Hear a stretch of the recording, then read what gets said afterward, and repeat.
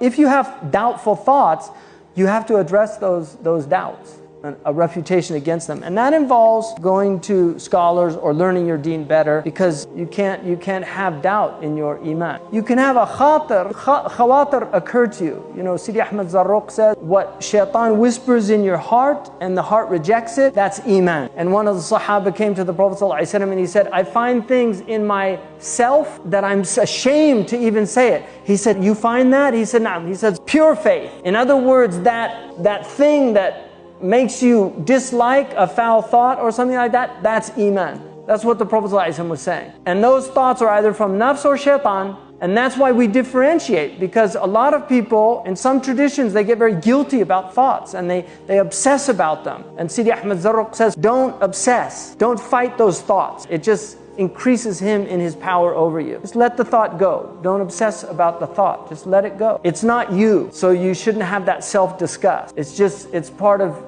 the ibtila of being human, is that there's a dark force that has the ability to do waswasa, and you fight that, and over time those waswasa will become less and less, and for people that do the tazkiyah, they leave them. And that's what there's a point that you get to where you're doing muhasaba of your nafas, your breath. Like the big salihin, they're aware of their breath, and so they'll do dhikr constantly. I mean, this is a high maqam, but they also are able to do muhasabat al-khawatir. They can stop thoughts. Tafakkur, one of the meanings of tafakkur is to stop thought. It can mean tafakkur is an interesting wazn in sarf, because one of the meanings is yatafakkaru means to think deeply, fi kharq as-samawati wal-ard, and all these things, to struggle with fikr, to think about these things, to ponder them.